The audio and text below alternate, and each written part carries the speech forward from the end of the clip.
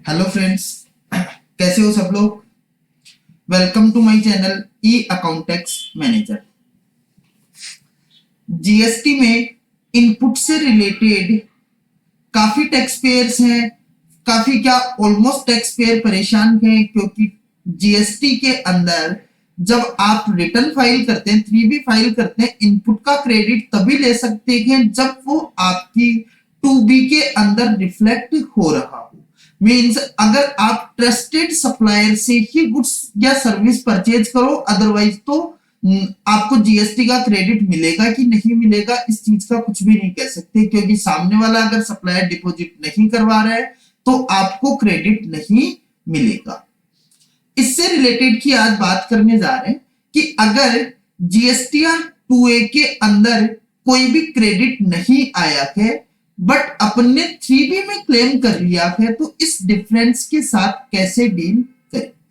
इससे रिलेटेड एक नोटिफिकेशन आया था और ये केवल और केवल 2017, 18 और 18, 19 की ही अपन आज बात करने जा रहे हैं।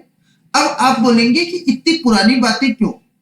पुरानी बातें इसलिए क्योंकि अभी जीएसटी में स्क्रूटनी चल रही है और मैक्सिमम स्क्रूटनी है वो केसेस आ रहे हैं डिफरेंस के, 2A एंड 3B के डिफरेंस की।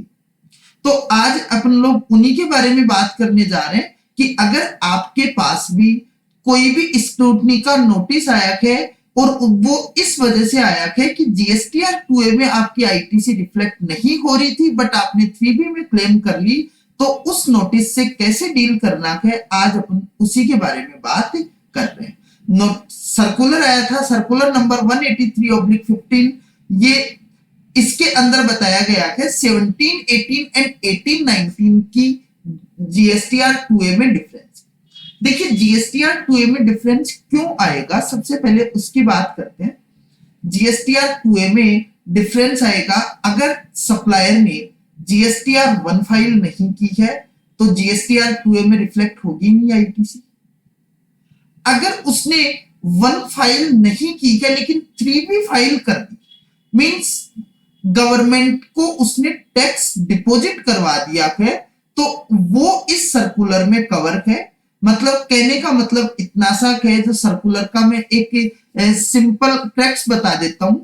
अगर आपका सप्लायर किसी गलती की वजह से वो आईटीसी आपको पास ऑन नहीं कर पाया है, उस केस को सर्कुलर डील कर रहा है। अगर आपके सप्लायर ने फ्रॉड किया है या आपके सप्लायर ने जानबूझ करके आपके आईटीसी या टैक्स जमा नहीं करवाया है, उसको ये सर्कुलर बिल्कुल भी डील नहीं कर रहा है। केवल और केवल सप्लायर से जो अनइंटेंशनली गलती हुई है उन्हीं गलतियों के लिए सर्कुलर आया है। और क्या क्या पॉइंट्स हैं इसके अंदर, देखो। फर्स्ट पॉइंट क्या है सर्कुलर के अंदर, अगर सप्लायर ने जीएसटीआर 1 फाइल नहीं की लेकिन उसने 3B फाइल कर दी। देखो आजकल ऐसा नहीं हो रहा है, 1 के बिना 3B नहीं जा रही है, बट 17, 18, 18, 19 के अंदर 3B फाइल कर सकते थे विदाउट जीएसटीआर 1।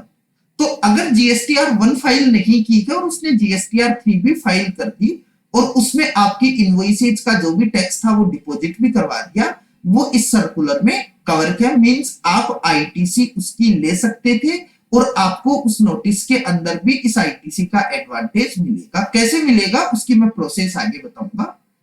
अगर जीएसटीआर 1 फाइल नहीं की है और उसने 3B भी फाइल नहीं की है तो ये सर्कुलर के अंदर कवर नहीं है। मींस उसने टैक्स की डिपॉजिट नहीं करवाया है तो उसको आईटीसी का क्रेडिट आपको नहीं मिलेगा। अगर उसने जीएसटीआर 1 भी फाइल कर दी लेकिन आपकी सप्लाई है या आपकी इनवॉइस वो किसी रीजन की वजह से जीएसटीआर 1 में रिपोर्ट कर पाना भूल गया, तो उस केस में अगर उसने टैक्स पे कर दिया तो उसको आपको क्रेडिट मिल जाएगा। अब देखो टैक्स पे करने का मतलब है, कोई जरूरी नहीं है कि 3B के थ्रू ही टैक्स पे करे। अगर सपोज उसने 3B फाइल कर दी थी और उसके बाद में उसके ध्यान आया तो उसने वो टैक्स पे किया है, अगर DRC 03 के थ्रू भी टैक्स पे किया है आपके सप्लायर ने, तो भी ये इसके अंदर कवर। मीन सिंपल सी बात है कि अगर उससे गलती हुई है सप्लाई को रिपोर्ट करना, लेकिन उसने टैक्स डिपॉजिट करवा दिया है, तो आपको क्रेडिट मिल जाए। और क्या केस हो सकते हैं?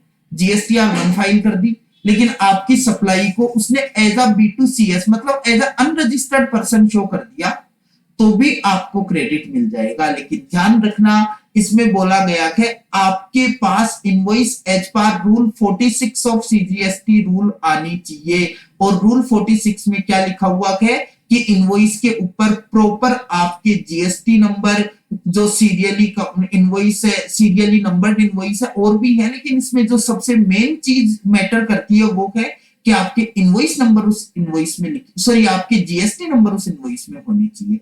अगर आपके इनवॉइस में जीएसटी नंबर नहीं है, उस केस में आप उस इनवॉइस की क्रेडिट लेने के लिए लायबल नहीं। आपकी जीएसटीआर 1 फाइल की है, लेकिन उसने गलती से गलत जीएसटीआईएन फाइल कर दिया, तो इस केस में भी अगर आपके पास इनवॉइस है और वो प्रॉपर इनवॉइस है, तो आप उसका एडवांटेज ले सकते हैं। अब हम बोलेंगे कि सीए साहब, ये अगर गलत जीएसटीआईएन फाइल कर दिया और जिस पर्सन की जीएसटी में वो इनवॉइस गई है उसने भी इसका क्रेडिट ले लिया, तो देखो इसके लिए भी सर्कुलर में आया है, लेकिन वो अपना काम नहीं है, वो डिपार्टमेंट का कॉल है। डिपार्टमेंट जो प्रॉपर ऑफिसर है, वो जिस पर्सन का जीएसटीआईएन फाइल हुआ था उसके प्रॉपर ऑफिसर को बोलेगा कि ये जीएसटी गलत फाइल हुआ था, ये जीएसटी की क्रेडिट तो किसी और की है, तो इस पर्सन को मत देना। और फिर वो गलत जीएसटीआईएन वाला प्रॉपर ऑफिसर उसकी वो आईटीसी ब्लॉक करेगा, बट इससे अपना काम नहीं है, तो इस वजह से इस पॉइंट को ज्यादा ध्यान नहीं। अब प्रोसेस क्या है?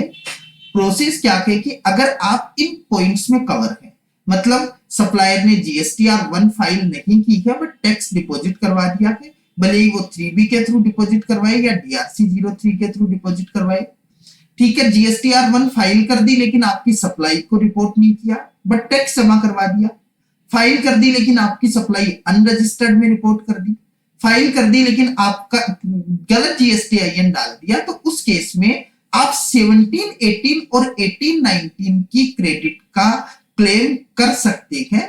प्रोसेस क्या होगी? देखो, आपको सबसे पहले तो प्रॉपर ऑफिसर को यह बताना पड़ेगा कि मेरी ये इनवॉइस हैं जो कि जीएसटीआर 2A में नहीं आ रही है, ठीक है। सारी इनवॉइसेज के बारे में उनको बताना पड़ेगा प्रॉपर ऑफिसर को कि ये इनवॉइस जीएसटीआर 2A में रिफ्लेक्ट नहीं हो रही है।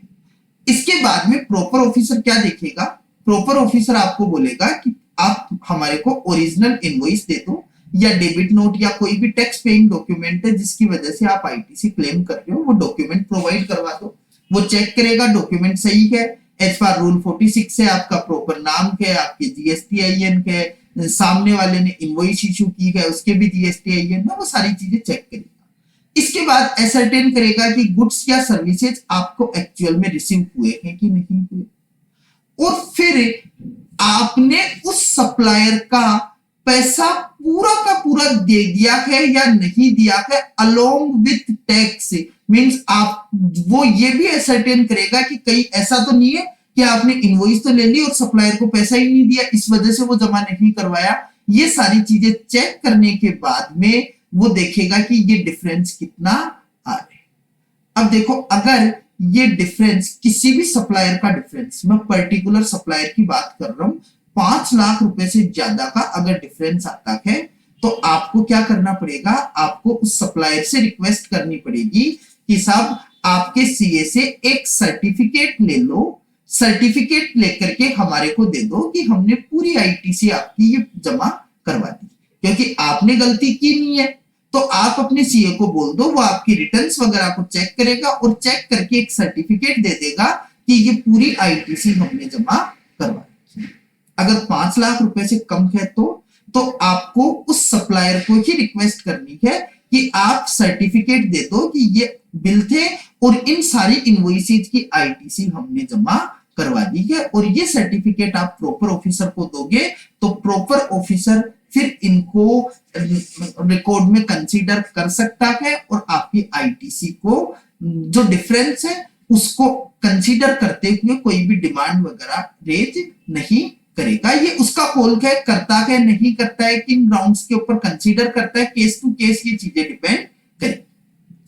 अब सर्टिफिकेट कैसा होगा, देखो सर्टिफिकेट का फॉर्मेट कहीं नहीं दिया हुआ है, लेकिन एक नॉर्मल सा फॉर्मेट मैंने डिजाइन किया है कि अगर सीएसी लेते हो तो सिंपल लिखवाना है कि based on the examination of the record as well as return maintained and filed by messrs, मतलब जो भी आपका सप्लायर है उसका नाम आ जाएगा, उसके जीएसटीआईएन नंबर आ जाएंगे, और फिर आएगा we certified that said messrs कि इस पर्सन को हमने ये सप्लाई की है और उसका जीएसटीआईएन ये, ठीक है। उसके बाद सीएसीएमए के नाम आ जाएंगे, मेंबरशिप नंबर आ जाएंगे, फर्म रजिस्ट्रेशन नंबर आ जाएंगे।